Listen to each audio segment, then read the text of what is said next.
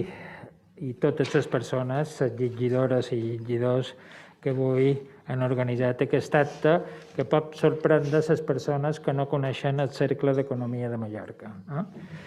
Però, precisament, per aquí han tingut música, han tingut literatura, ella mateixa van presentar el seu llibre, Ocell de Pas. Han tingut moltes de coses, però no havien tingut mai poesia. I jo només, perquè ella és la coordinadora i la que farà la presentació i em farà l'acte, jo només vull fer un comentari de connexió a tots vostres. I qualcú ja sap aquesta anècdota, però certa vaig tenir la sort d'estar convidat en els Premis Formentós, d'estar a primera fila a 2 metres d'en Mircea Cartarescu, un dels poetes més recomanats, més important d'art. I allà, a 2 metres, li vaig poder sentir una frase que encara em ressona dins el cap i que me'ls va explicar la connexió de moltes de coses. I ell va dir exactament, ho he apuntat, les seves paraules. En el nucli de la poesia, que és el que vull dur avui aquí, que és el nucli de la condició humana, es troba el lirisme. Ell és la cisterna d'or líquid del nucli de la humanitat, la substància que cercam a tot arreu, a cada esforç humà, des de les matemàtiques fins a la filosofia, des de la literatura a la física quàntica, des de les matemàtiques a la teologia o l'economia, perquè el lirisme representa la gràcia universal.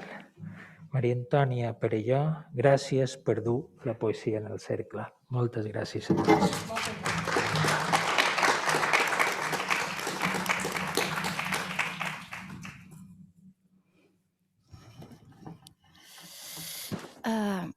Bé, bon vespre a tothom. Abans de res, vull expressar la meva gratitud al Cercle d'Economia de Mallorca, en Pep Vicenç, i a la Fundació Sa Nostra per haver-nos obert les portes a la poesia i fer que puguem retre un homenatge als nostres poetes, als poetes d'aquesta terra, amb motiu de la Diada de Sant Jordi. També vull agrair als poetes d'ara, Maria Victòria Sacall, Elisenda Ferrer, que ara no la veig, Elisenda Ferrer, Àngels Cardona, aquí, Aina Ferrer, allà, Maria Gràcia Vila, allà, i a Pere Rosselló i a Bartomeu Cantallots, que no és poeta, que és soci del cercle, però també vol participar.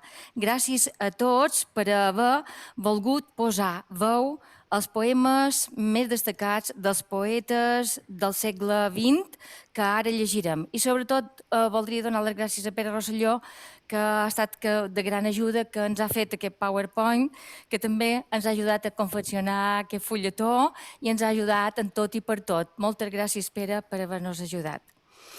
Bé, en totes aquestes veus que he esmentat, abans també vull aclarir una altra cosa, i és que havia de venir un altre poeta, en Miquel Àngel Lledó, i que no ha pogut venir per motius de salut. Volia dir que, clar, ell havia de llegir 3 poemes, un dels quals era Miquel Martí Pol, per tant, com que ja n'hi ha un que se llegeix de Miquel Martí Pol, no el llegirem i que sí que el teniu en el llibretó. Ens han hagut de repartir un poema de Miquel Àngel Riera, que llegirà en Pere Rosselló, i l'altre de Damià Huguet, que llegiré jo mateixa. Bé, jo ara vos explicaré un parell de coses. En totes aquestes veus sentirem fluir la poesia i sentirem vibrar les paraules dels nostres autors, perquè la poesia pot tocar totes les tecles de l'ànima humana i ho fa amb un llenguatge connotatiu, metafòric, polisèmic, etc. La poesia és l'aliment de l'esperit i és el gènere literari capaç de connectar amb poques paraules de manera més intensa i més suggeridora en qualsevol lector. A més, té una funció catàrtica, és a dir, té la capacitat de curar els mals de l'ànima, perquè parla de l'ànima humana i de les seves inquietuds. La poesia és la manifestació més pura dels sentiments, de les emocions del poeta, davant la realitat que l'envolta, perquè és feta de la seva experiència vital. La poesia mostra les oscil·lacions del món interior del poeta, en tant que ésser humà, vacil·lacions que sols es poden traduir en paraules. La poesia és feta de paraules i té el poder de la paraula que ens fa lliures, perquè arriba allà on la força no pot arribar. La seva naturalesa és la d'un llenguatge simbòlic, cosa que li dona una gran riquesa expressiva i un gran poder evocador. El poeta sovint es mostra també com un visionari, com un ésser capaç de veure el que els altres humans no poden capir a primera vista amb els nostres ulls. És a dir, té la capacitat de sortir del seu jo més íntim per connectar amb els sentiments d'altres éssers humans que també tenen unes experiències semblants. Perquè l'home, al capdavall, és el mateix. La majoria dels poetes que hem escollit per llegir aquesta nit uneixen poesia i vida. Encara que no s'hagi arribat a una definició única i universal del concepte de poesia, alguns poetes s'hi han aproximat, amb una visió personal que ens pot ajudar a comprendre-la millor. Joan Maragall li donava un caire sagrat en la paraula viva. Parlava del poder sagrat de la paraula, de la potència creadora de la paraula, perquè la paraula eleva l'ànima cap al cel. I és que la paraula posa l'home en contacte amb la divinitat, és a dir, el sostreu de la matèria per elevar-lo al món espiritual. La potència creadora de l'home, segons Maragall, es manifesta en la paraula, de la mateixa manera que el món va ser creat pel verb. Així com Déu creà el món per mitjà de la paraula, el poeta també usa la paraula per crear el món. I les paraules creadores són sagrades perquè són l'expressió de l'esperit de cada llengua, que a la vegada conté l'ànima de cada poble. Vet aquí la importància de la llengua en què el poeta, com a membre pertanyent d'una col·lectivitat, escriu el poema, perquè és en la llengua, la seva llengua, que contempla i viu la seva realitat. Josep Carner també parlava del poder màgic de la paraula per a la creació poètica a la teoria de l'art poètic. Afirmava que la inspiració poètica no és més que el fruit d'una sola paraula que han llegit o que han sentit i que ens ha despertat una emoció oblidada. I com si fos una crida espontània, ens va dictant el vers que jeia adormit al fons del nostre cor.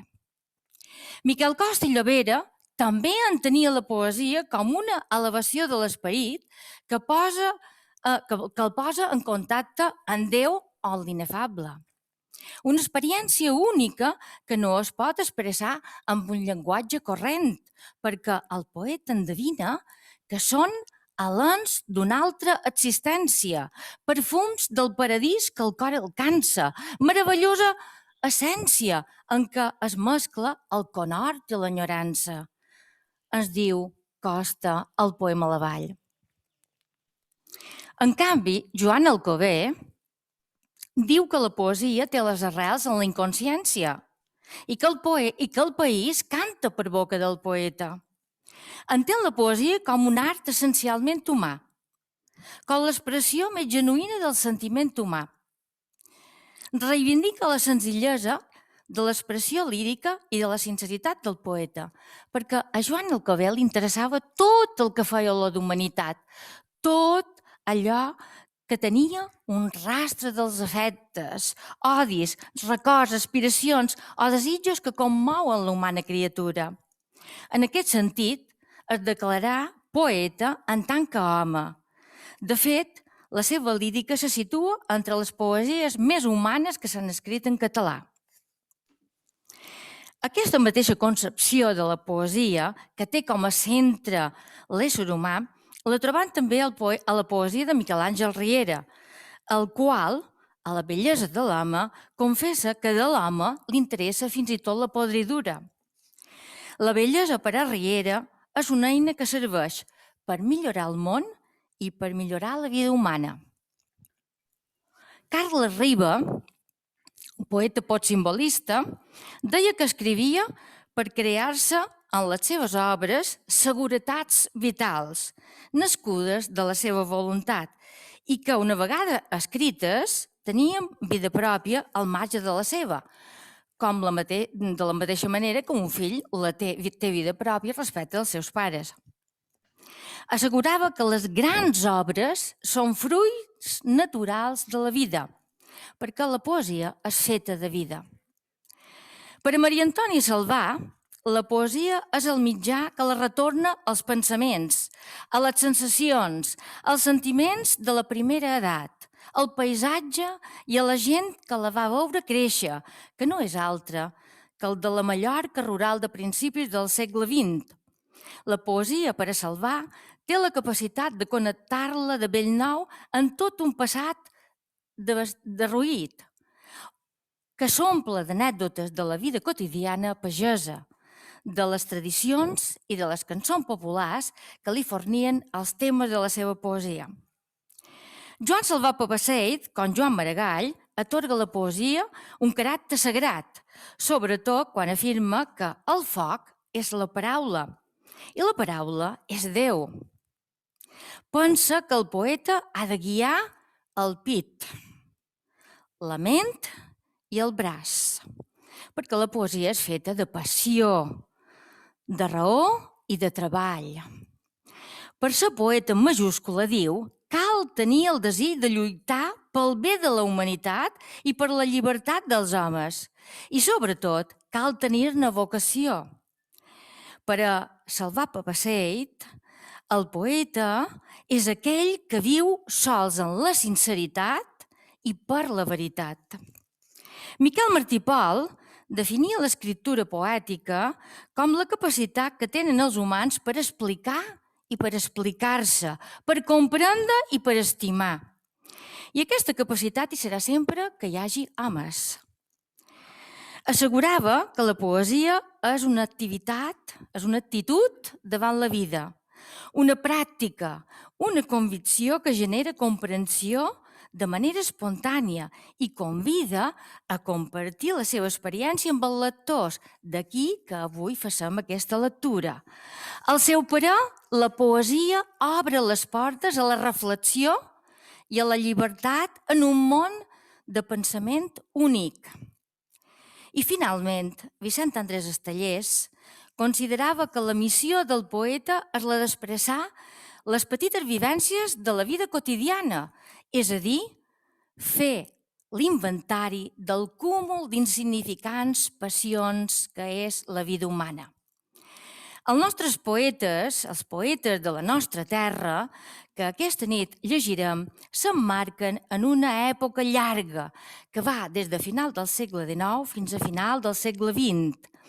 Amb aquesta lectura us volem oferir un tast, sols un tast, de tot un segle en què la poesia catalana no sols ha donat els millors fruits, sinó que ha assolit els cims més alts de la seva història. La tria dels poemes seleccionats no pretén ser una mostra exhaustiva de tot el panorama poètic d'aquest període, perquè per raó de temps no podem encabir en aquest recital tots els grans poetes que han deixat la seva empremta literària en aquest segle tan fructífer. I jo començaré amb en Miquel Martí Pol, però si m'ho permeteu, abans de començar, voldria beure una miqueta d'aigua.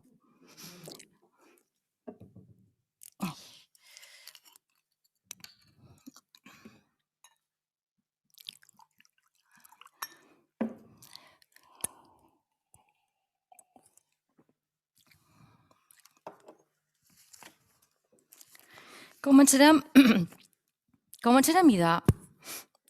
per la poesia de Joan Maragall, que va ser el capdavanter de la poesia moderna perquè va trencar els tòpics literaris de la Renaixença. Malgrat la senzillesa expressiva dels seus versos, la poesia de Maragall s'amara de profunditat filosòfica i assoleix categoria universal, com podrem veure en els dos poemes que ara us llegiré. El primer és l'Oda a Espanya, que va ser escrita el 1898, quan l'estat espanyol va perdre les colònies d'ultramar, Puerto Rico, Cuba, Filipines, etc.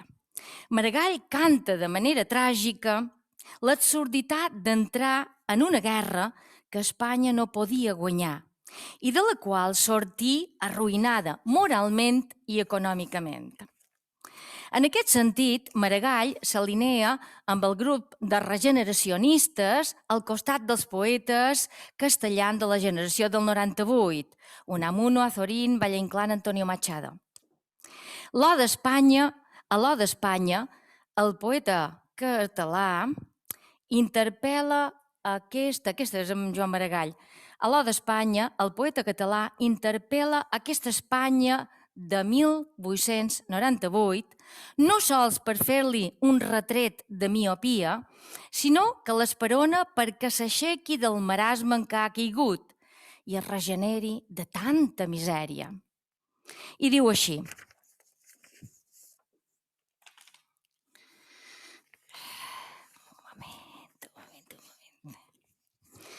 Escolta, Espanya, la veu d'un fill que parla en llengua no castellana.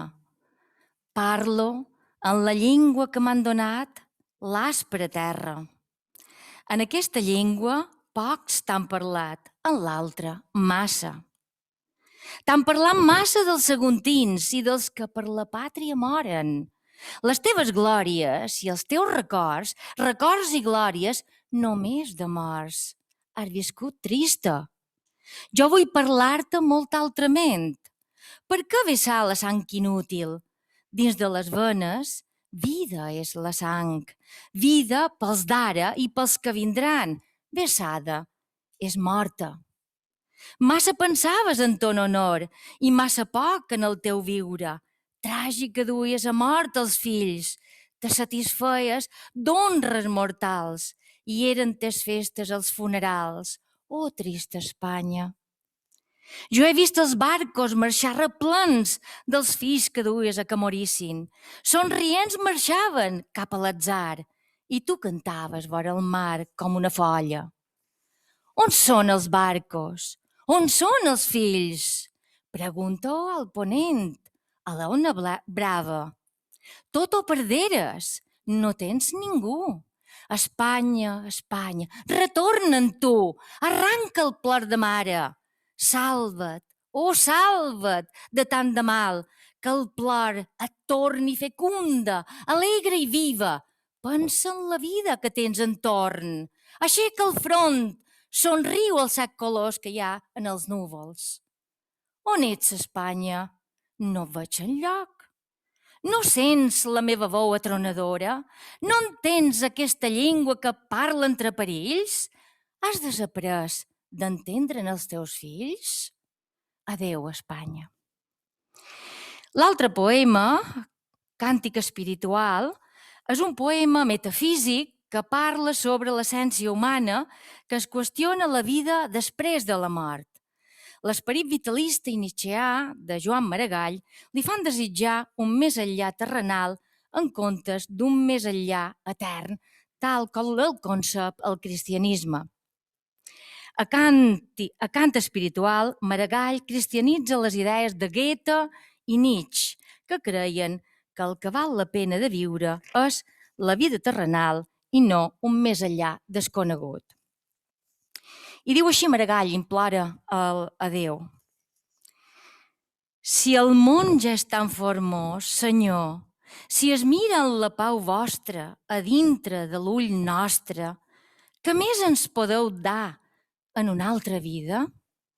Per això estic tan gelós dels ulls i el rostre i el cos que m'heu donat, Senyor, i el cor que s'hi mou sempre i temo tant la mort.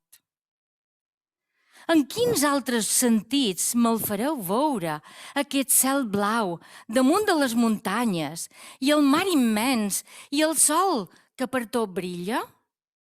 Dau-me en aquests sentits l'eterna pau i no voldré més cel que aquest cel blau. Aquell que cap moment li digui atura't, sinó el mateix que li dugué la mort, jo no l'entenc, Senyor. I jo que voldria aturar tants moments de cada dia per fer-los eterns a dintre del meu cor. Oi, és que aquest fer etern és ja la mort. Més llavors, la vida que seria? Fora només l'ombra del temps que passa i la il·lusió del lluny i de la prop, i del compte de lo molt i el poc i el massa enganyador, perquè ja tot ho és tot? Tant se val. Aquest món, sia com sia, tan divers, tan extens, tan temporal, aquesta terra, en tot lo que s'hi cria, és ma pàtria, Senyor. I no podria ser també una pàtria celestial? Home sóc, i és humana ma mesura, per tot quan puga creure i esperar. Si ma fe i ma esperança aquí s'atura, me'n fareu una culpa més enllà? Més enllà veig el cel i les estrelles i encara allí voldria ser-hi hom. Si heu fet les coses amb mos ulls tan belles, si heu fet mos ulls i mos sentits per elles, per què clocar-los cercant un altre com? Si per mi, com aquest, no n'hi haurà cap. Ja ho sé que sou, Senyor, però on sou? Qui ho sap? Tot lo que veig se vos assembla amb mi. Deixeu-me creure, doncs, que sou aquí. I quan vinga aquella hora de temença, en què s'acluquin aquests ulls humans, obriu-me'n, Senyor, uns altres de més grans, per contemplar la vostra fas immensa. Síem la mort una major naixença. I això és...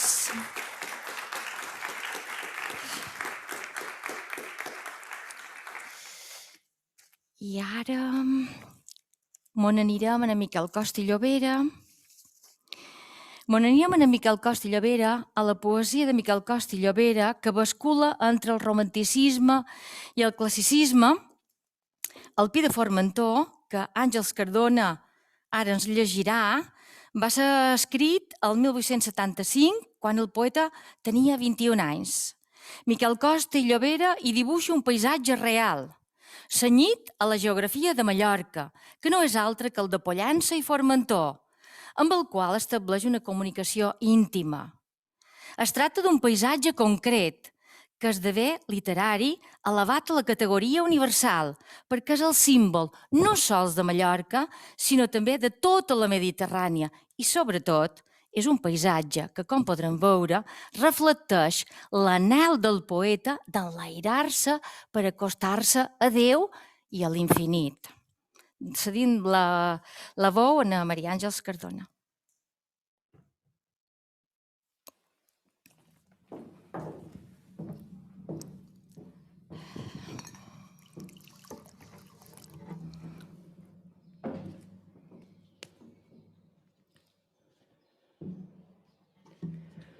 El Pi de Formentor.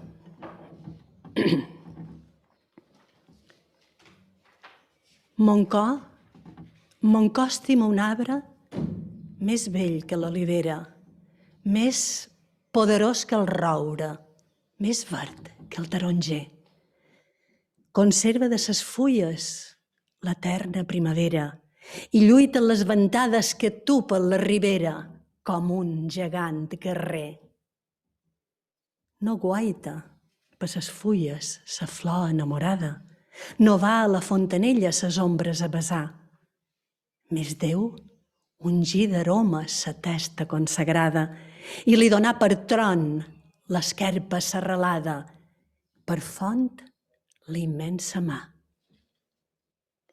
Quan lluny, damunt les ones, reneix la llum divina, no canta per ses branques l'ocell que en captivam. El crit sublim escolta de l'àliga marina o del voltor qui passa a l'ala gegantina remoure son fullam. Del llim d'aquesta terra Sa vida no sustenta, revincla per ses roques sa poderosa arrel. Té pluges i rosades i vents i llum ardenta, i com un vell profeta rep vida i s'alimenta de les amors del cel. Arbre sublim, del geni n'és ell la viva imatge, domina les muntanyes i aguaita l'infinit. Per ell la terra és dura, més besa son ramatge, el cel que l'enamora té el llamp i l'oratge, per glòria i per delit. Oh, sí, quan a lloure bremulen les ventades i sembla entre l'escuma que tombi el seu penyal, llavors ell riu i canta més fort que les onades i vencedor espolsa damunt les nuvolades sa cavallera reial. Arbre, mon cor t'enveja, sobre la terra impura, com a penyora santa duré jo el teu record. Lluitar, constant, i vèncer, reinar sobre l'altura, i alimentar-se, i viure de cel i terra pura. Oh vida, oh noble sort. Amunt, amunt, ànima forta, traspassa la boirada i arrela dins l'altura, com l'arbre dels penyals. Veuràs caure tes plantes la mà del món irada, i tes cançons tranquil·les aniran per la ventada, com l'au dels temporals.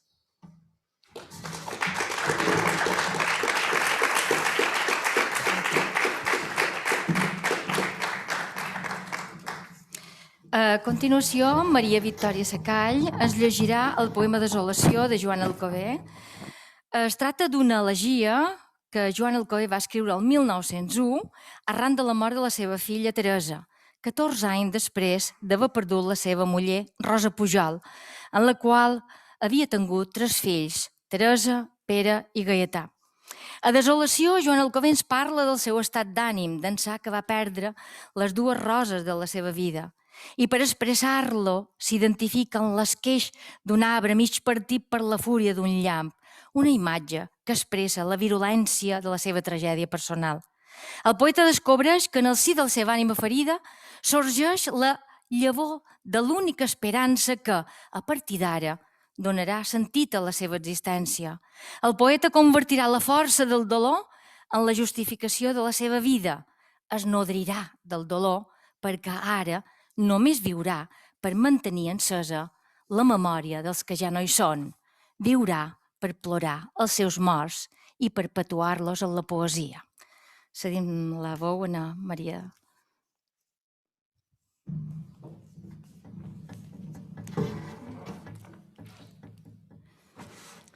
Desolació. Jo sol esqueix d'un arbre, esponerós ahir, que els segadors feia ombra a l'hora de la sesta. Mes branques, una a una, va rompre la tempesta i el llamp, fins a la soca, m'assoca mig partir. Brots de migrats follam coronen el bocí, obert i sense entranyes, que de la soca resta, cremar he vist ma llenya, com fumarol de festa. Al cel he vist anar-se'n la millor part de mi. I l'amargor de viure xucla m'arrel esclava, i sent brotar les fulles, i sent pujar la saba, mai d'esperar l'hora, de caure un sol conor. Cada ferida mostra la pèrdua d'una branca. Sent jo, res parlaria de la meitat que em manca. Jo visc sols per plànyer lo que de mi s'és mort. Molt bé. Molt bé. Sí. Ara, na Maria Victòria Secall, que és aquí, ens llegirà en Elisenda Ferrer el poema Col·loqui. Col·loqui és una altra de les elegies escrites el 1905, arran de la mort del seu fill Pere, on Joan Alcover es desdobla en 2 personatges, el poeta i la musa, que mantenen un diàleg a dues veus sobre la poesia concebuda com a via d'expressió del sofriment i com a via de realització humana. El poeta implora a la musa que un raig de poesia il·lumini les seves llàgrimes. Joan Alcover voldria trobar al fons de la seva ànima una melodia sublim que commogués tothom i retornàs almenys una hora sobre la terra la vida dels seus fills que fou tan breu. Davant l'impossible retorn, la musa conhorta el poeta i l'exhorta a purificar el seu dolor i a convertir-lo en matèria poètica, l'únic bàlsam possible a la terra. D'aquesta manera, desenvolupa el tema del dolor fecund com a força purificadora i ennoblidora de l'esperit. És la funció catàrtica de la poesia de què hem parlat al principi. La poesia té aquesta facultat de curar els mals de l'esperit. Escoltem ara el poeta en les veus de Maria Victòria Secall i Elisenda Ferrer.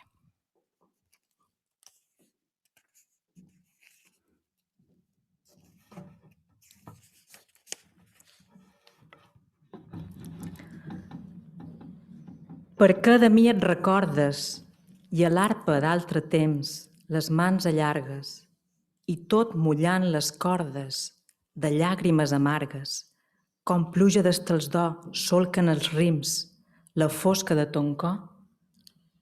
És mon desig que un raig de poesia il·lumini mes llàgrimes. Voldria trobar al fons de l'ànima quelcom deixa punyent i font de melodia que fa aturar tothom, perquè en l'alpietat dels qui passessin i el càntic escoltessin, com a l'entorn del violí qui plora deman caritat en nom de Déu, duràs almenys sobre la terra una hora la vida de molts fills, que fou tan breu.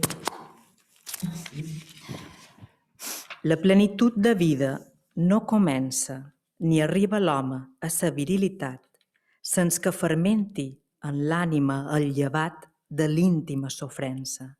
Si a ton cor el ferro espurnejant damunt l'enclusa del dolor sonant.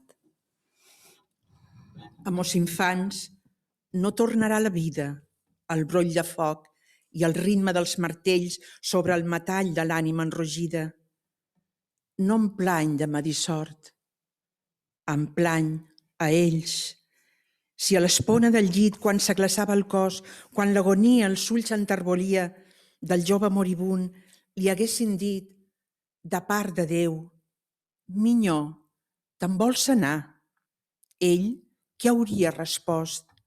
M'adol deixar ma família, la terra on nasquí, és prest, la vida riu, eixa amarganta copa de fel, decanta-la de mi. Jo me sotmet, ta voluntat és santa, però si et plau, Senyor, deixa'm aquí. No pogué ser.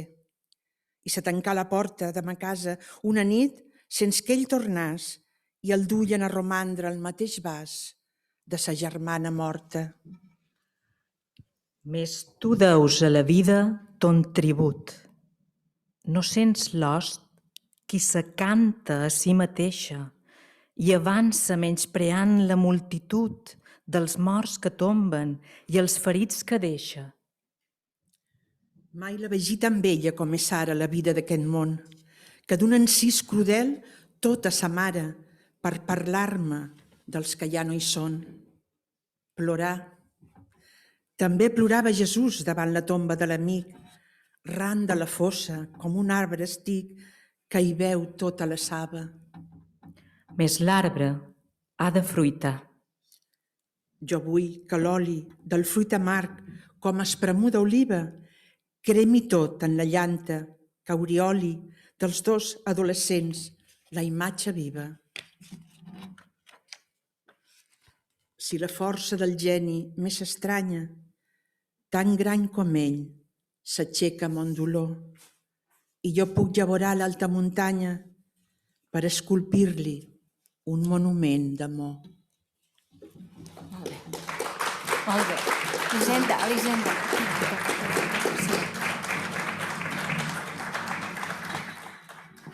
Elisenda Ferrer ens llegirà dos poemes de Josep Carner cançó del goig perdut i el captaire.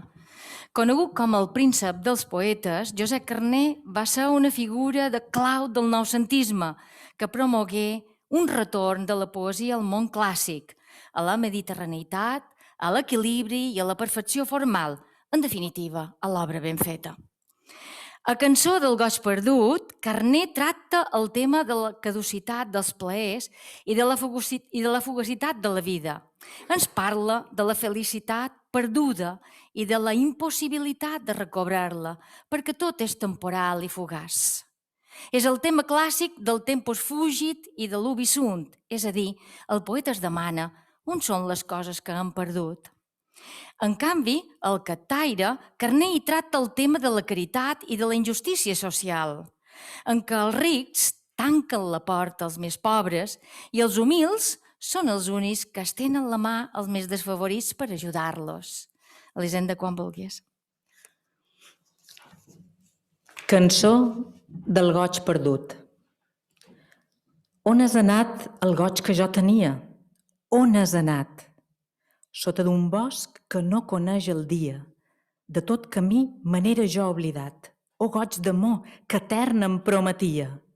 Tot, fora d'ell, es feia fosquedat, com un ocell sobre la mà el tenia, i el meu palmell no em fora mai laçat. On has anat el goig que jo tenia? On has anat? Ah, si pogués endevinar sa via! Ah, si creuant el cel hagués cantat! O goig d'amor que etern em prometia! Què faré jo? Quin caminal prendria? Que tot arreu envolta soledat. Aire subtil, airet de melangia. Digue'm si has vist el meu ocell daurat. On has anat el goig que jo tenia? On has anat?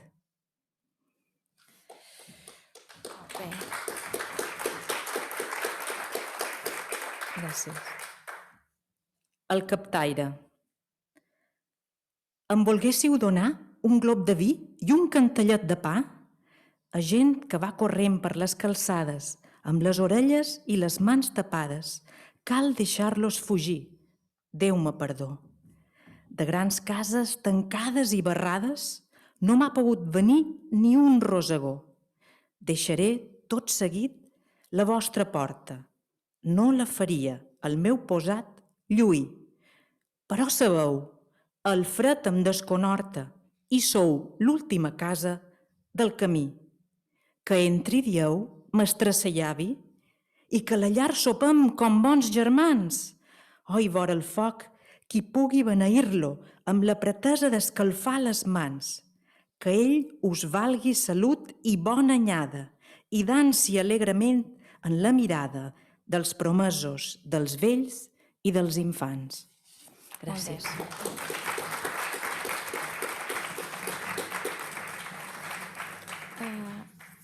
Àngels Cardona ens llegirà 2 poemes de Salvat Papasseit que parlen de l'amor.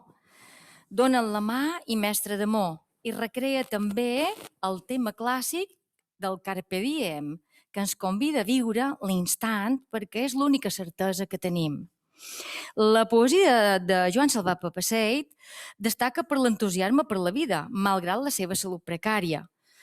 Usa la paraula com a arma i la sinceritat com a divisa, tot sucant la ploma dins el cor.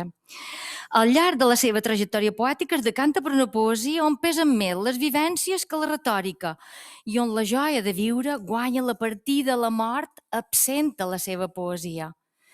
Donen la mà amb veu d'Àngels Cardona i Messa d'Amor també en veu d'Àngels Cardona.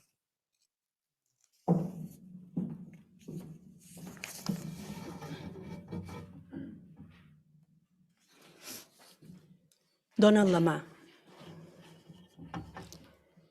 Dona'n la mà, que anirem per la riba.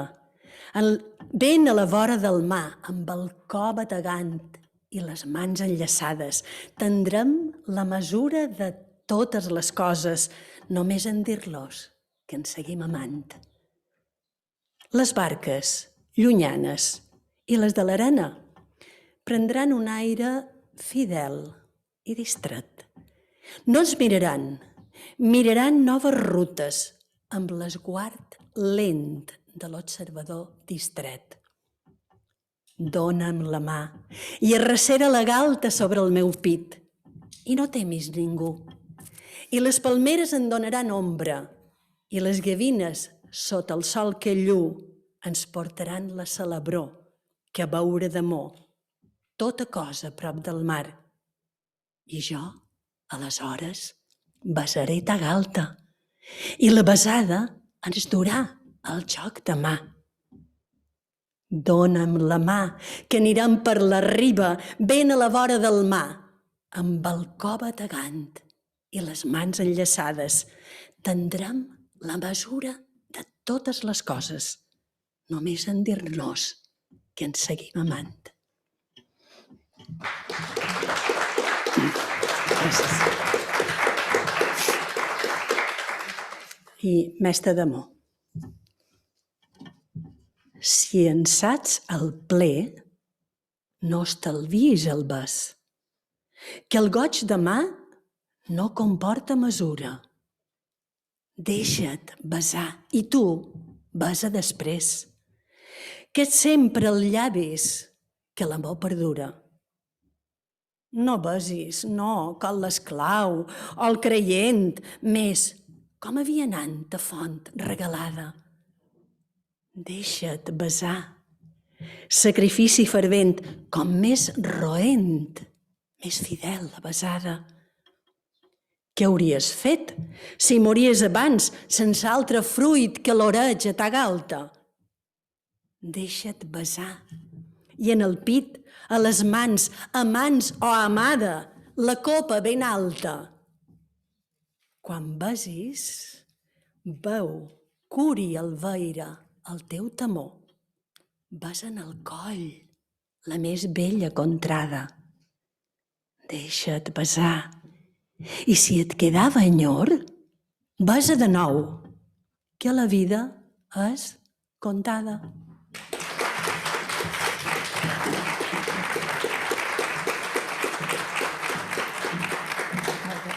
Molt bé. Maria Victòria Secall ens llegirà el poema Les flors cauen, de Maria Antònia Salvà, en què la poeta de Llucmajor parla de manera explícita de la pèrdua de la seva mare, que morí quan ella era un infant d'11 mesos.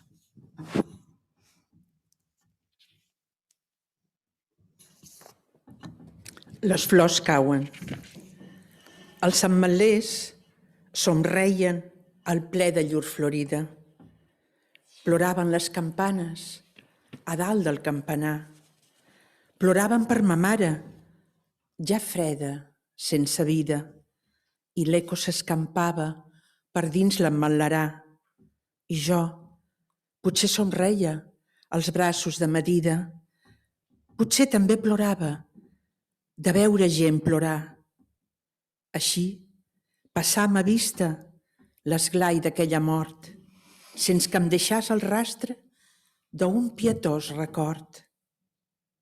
I així, cada any, retornen els dies de febrer i en acalar mos ulls jo sent de l'ametler la blanca flor despresa. I aquells dies de calma, de llum i de cel blau m'aduen l'enyorança d'un bes d'amor suau, d'un bes ja mai sentit, de maternal tendresa, i una ombra de tristesa davalla dins mon cor, amb la blancor despresa dels ametllers en flor. Molt bé. Gràcies.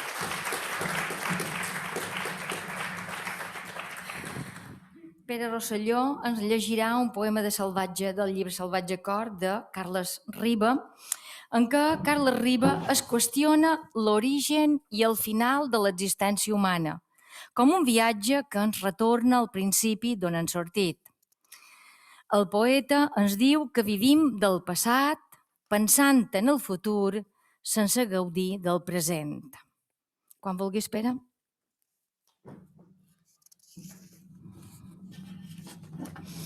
Gràcies, bon vespre. Penso en el cor i en l'orient de la perla encara marina, en el somni que l'endevina i que l'ull massa risc desment. Cap triomf no pesa en el vent, i juntes, el buf que hi declina, s'esborren l'onada divina i l'aventura vehement. D'on venim, que no fos tornada? Com una absurda enamorada, la vida ens fa plorar el passat. On tornem que no fos naixença? Vivint de mort i no ens és grat, morint d'amor i no s'hi pensa. Molt bé.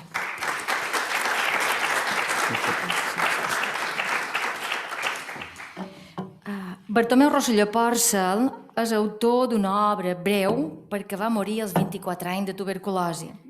La seva obra més important és Imitació del foc, publicada pòstumament el 1938. És el primer poeta mallorquí que incorpora la modernitat a la poesia, en la introducció de noves tendències com el postsimbolisme, el neopopularisme o el surrealisme.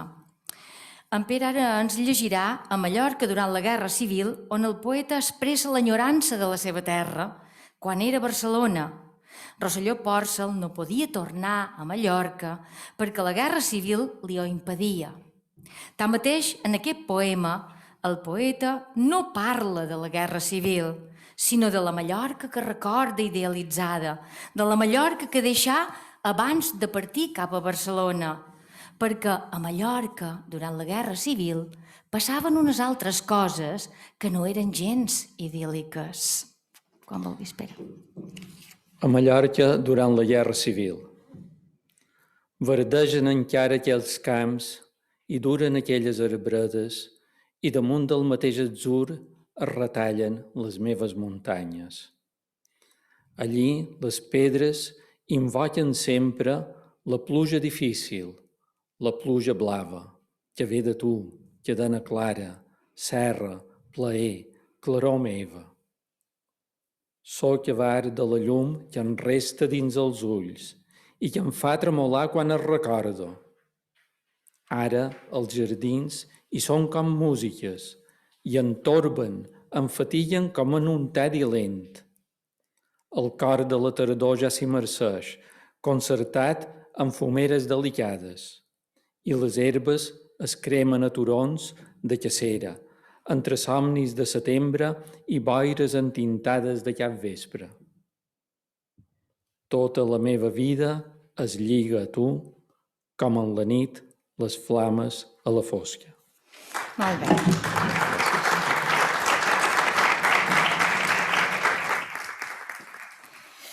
Aina Ferrer ens llegirà Inici de càntic en el temple de les cançons d'Ariadna de Salvador Espriu. És un poema en què l'autor manifesta el seu compromís amb el seu poble i amb la seva llengua, perquè durant el temps del franquisme va ser perseguida i silenciada. Ens diu que ha viscut per salvar-nos les paraules de la nostra llengua. La seva obra literària comporta una defensa moral de la tolerància i propugna la reconciliació política entre els dos bàndols de la Guerra Civil. Quan vulguis, Aina.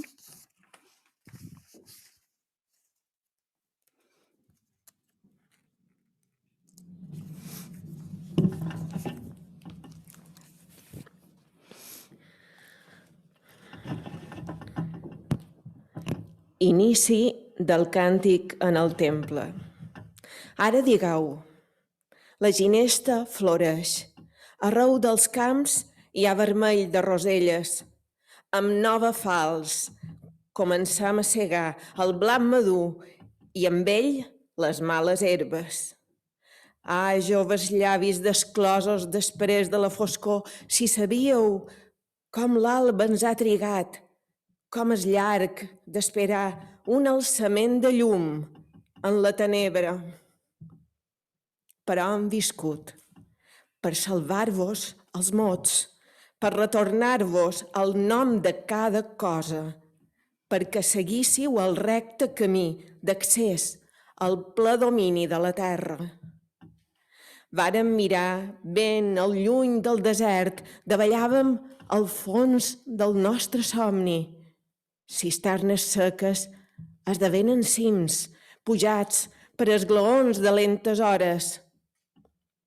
Ara, digueu, nosaltres escoltam les veus del vent per l'alta mar d'espigues. Ara, digueu, ens mantindrem fidels per sempre més al servei d'aquest poble.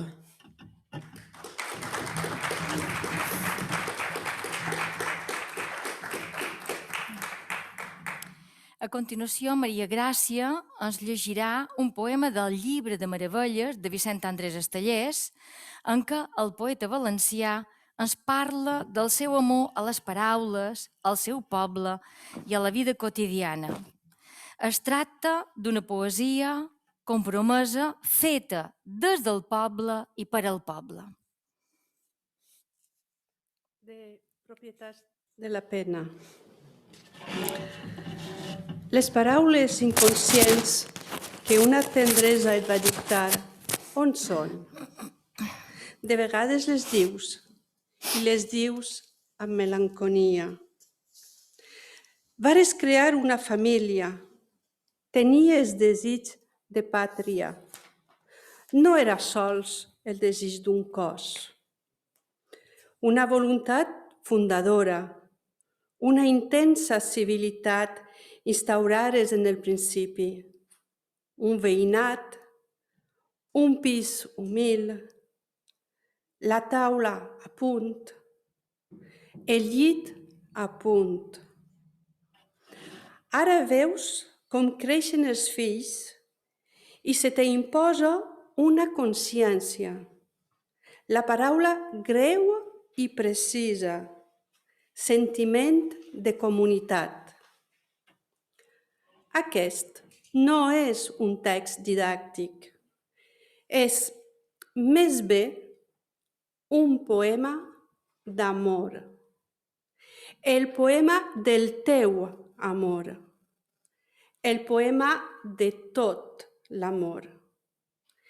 El veïnat i la ciutat i la casa i els fills que creixen, el jornal diari que et guanyes. No cantes ara, no cal, no cal. Des de la terrassa contemples les avingudes, la ciutat, el curs lent, prestigiós del riu. A l'altra banda veus la mar.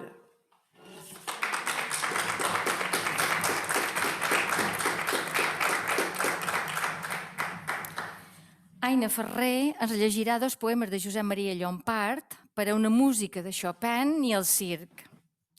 El poema per a una música de Chopin, de Poemes de Mondragó, Llompart, per a qui la vida era un constant comiat, canta l'amor que projecta en el paisatge de Cala Mondragó, el qual també participa dels seus sentiments.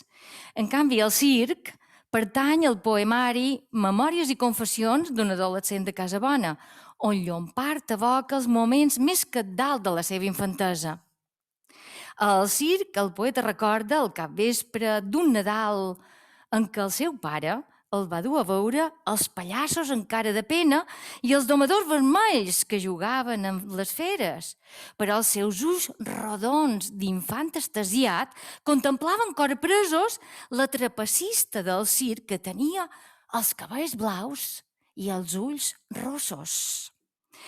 En aquests dos poemes, podrem veure que la poesia de Llompart és feta de vida passada, de vida exhaurida i de sensacions enyorades d'un temps escolat. Naina ens ho llegirà.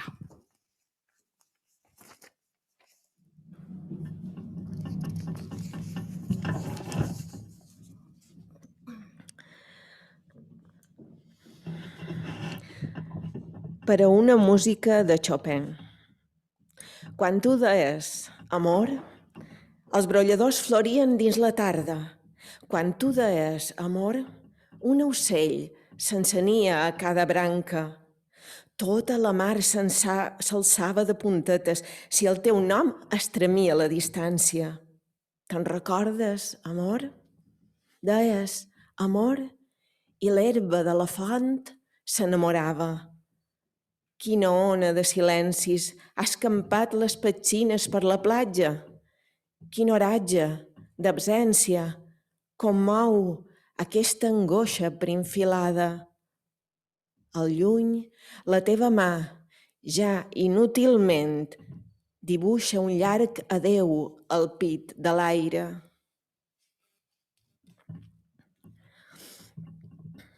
El circ.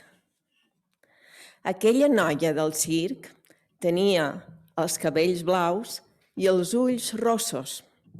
Volava en l'aire, amunt, tot just obria unes aleues com de tórtora i s'allunyava xalesta per l'horitzó de la lona. Aquella noia en els meus ulls rodons. Passaven ecullers, pallassos plens de pena amb el rostre esqueixat, que ara gairebé puc veure en el mirall, i domadors vermells en les medalles, mentre la banda galtejava un esclat de trompetes. Feia olor de terra mullada, de ferum, raïna i embalatge. Em bategava el cor a ritme de trapeci. Ella volava per estrelles de plata, de plateons, diria ara. O record per entremig de caramulls de runes, vora els poals de fens tirats per terra, i tot fent pam i pipa, escric aquests versots cursis com el vals de les ones. Aquella noia del circ tenia els cabells blaus i els ulls rossos.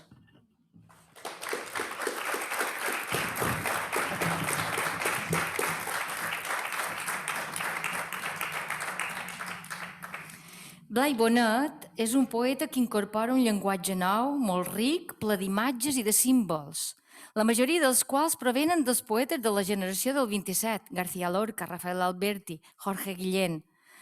La poesia, la seva poesia, evoluciona cap a un llenguatge rupturista, en joc de paraules i a voltes presenta tècniques de la poesia experimental. Pere Rosselló ens llegirà el poema Joc amorós, d'Entre el coral i l'espiga, de 1952, en què Bonet accentua la visió d'un paisatge humanitzat, amb un ressò de la mística lul·liana del llibre de Miquel Amat de Ramon Llull. Hi trobam una dialèctica amorosa entre el coral i l'espiga, entre la mà i la terra, entre l'ona i la penya, com veurem en aquest poema titulat Joc amorós.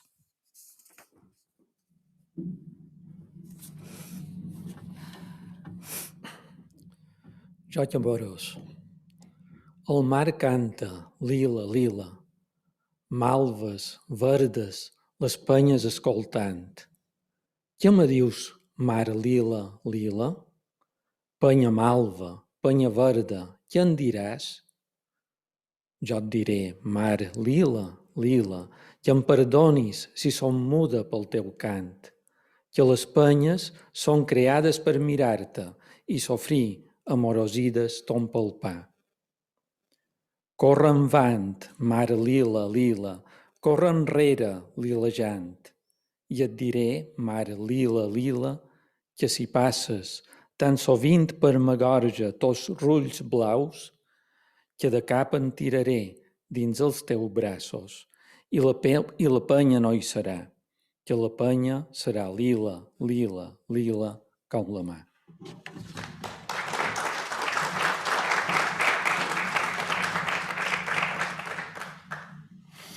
I ara, Bartomeu Cantallops, que no és poeta, que és soci del cercle i que s'ha brindat a llegir-nos aquest poema, és un poema de l'àmbit de tots els àmbits de Miquel Martí Pol, titulat Ara mateix, on Miquel Martí Pol reflexiona sobre la pròpia circumstància i la del seu entorn, sobre la nostra identitat, sobre l'essència de la poesia i la tasca del poeta. Malgrat la seva esclerosi múltiple, diagnosticada el 1972, Miquel Martí i Pol es mostrà sempre com un poeta vitalista. En la seva poesia reflectí no sol les seves circumstàncies personals, sinó també les socials i polítiques del temps que li tocà viure. Es tracta d'una poesia de caràcter realista, compromesa amb la societat de la qual forma part fins que va morir el 2003. Tomeu, quan vulguis, potser en Tomeu vos voldrà dir quin significat hi veu en aquest poema, perquè ja sabeu que hem dit que la poesia és polisèmica, és metafòrica, i potser cada un pot interpretar-ho com voldrà. Endavant. Efectivament, has dit que no som poeta i ara mateix ho comprovareu. I he de llegir ara mateix. Però quan vaig saber que s'havia triat aquest poema vaig dir un soci del cercle pot fer una aportació perquè trobo que té una relació molt aproximada a el que és l'esperit del cercle d'economia de Mallorca. Jo conec aquest cercle des de fa 20 anys aproximadament i des de fa 20 anys estan lluitant per una qüestió que vosaltres haureu seguit en mitjans de comunicació com el infrafinançament autonòmic, com per canviar el model de finançament autonòmic, com és per tenir un règim especial de les Illes Balears, com ara, amb aquesta trista pandèmia que tenim aquí, pensam que Balears és un dels llocs més castigats del món, d'Europa, segurament, i, per tant, aquest poema que Martí i Pol va fer el 81 i que ell va relatar el pas del franquisme a la nova democràcia, trobo que s'aproxima bastant a l'esperit del cercle i per això vaig pensar que un soci del cercle havia de fer una petita contribució com a no poeta en aquest acte. Per tant, jo ho llegiré ara mateix. Ara mateix enfilo aquesta agua amb el fil d'un propòsit que no dic i em poso a pedaçar. Cap dels prodigis que anunciaven taumaturs i insignes no s'ha complert. I els anys passen de pressa. De res a poc. I sempre amb el vent de cara.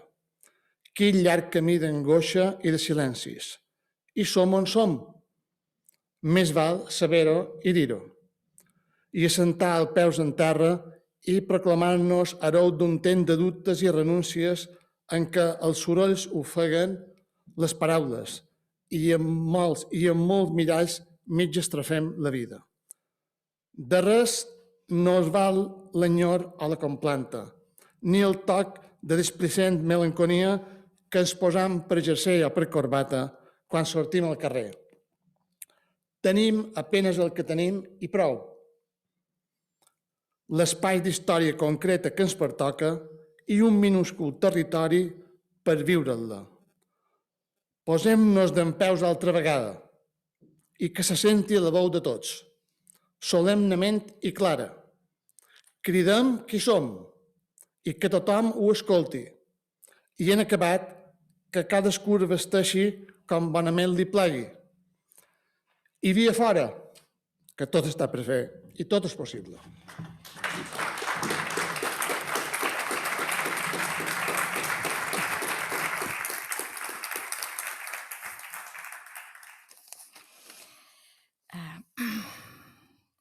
Bé, Pere Rosselló mos llegirà el primer poema del llibre La bellesa de l'home, de Miquel Àngel Riera.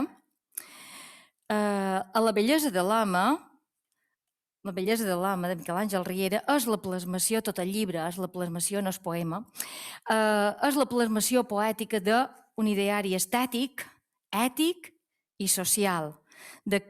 Explica la relació entre l'ésser humà i la seva fam de bellesa per elevar-se d'aquest món material. La poesia de Riera gira entorn de l'afany de conèixer l'ànima humana i així ens parla de l'amor i de la lluita entre els homes. Quan vulguis, Pere, pot venir a llegir el primer poema, La bellesa de l'home, del llibre La bellesa de l'home.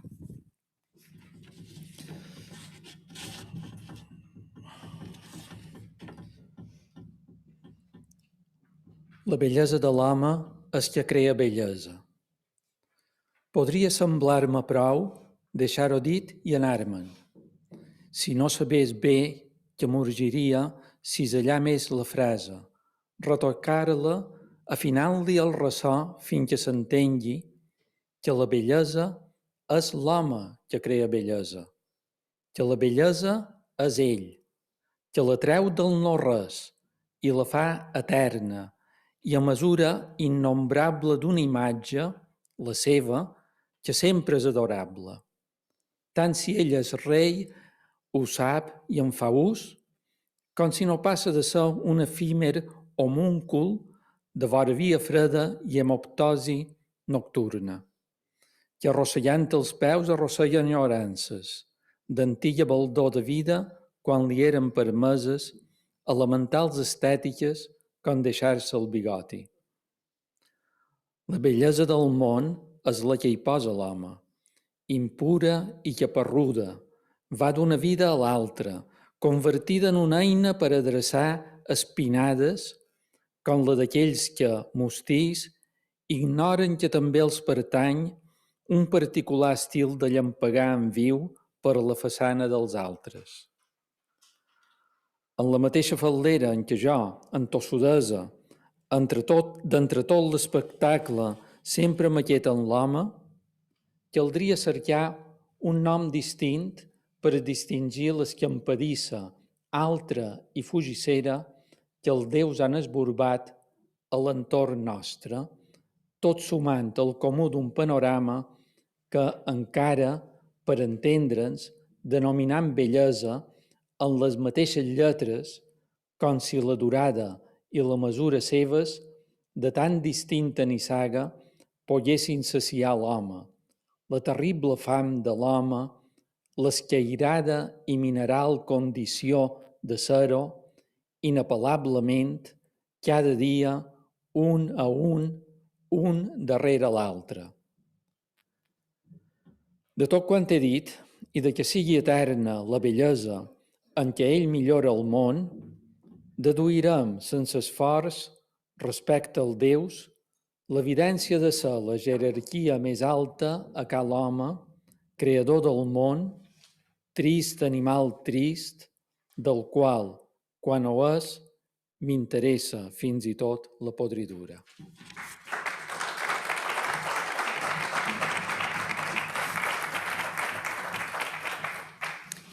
I finalment, del llibre Guaret de l'Alba, de Damià Huguet, jo mateixa llegiré El call del temps, on el poeta de Campos, a partir del paisatge del seu poble, reflexiona sobre l'existència humana abocada al pas del temps, a la destrucció i a la renovació del cicle vital. És aquí, entre aquest vers que la Garriga té en claror i entre les pedres d'aquesta terra magra on creix un silenci, l'espiga que ha mamat.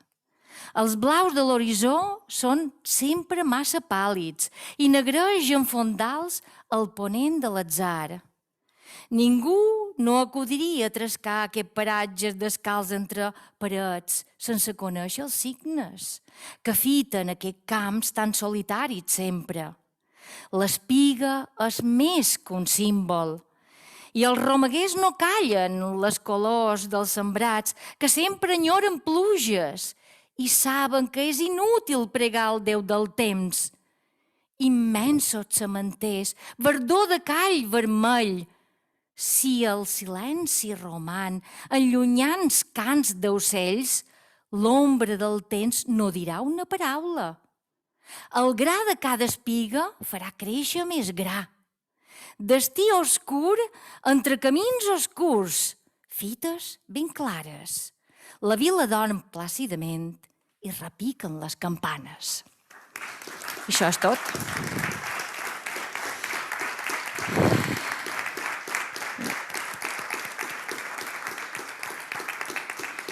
I bueno, bé, això és tot el recital que hem preparat per avui vespre. Espero que vos hagi agradat. Gràcies per ser tots aquí, per haver vengut, per escoltar-nos i participar en aquest homenatge als poetes de la nostra terra. Moltes gràcies al Cercle, moltes gràcies a nos i moltes gràcies a tots vosaltres. Gràcies a la poesia.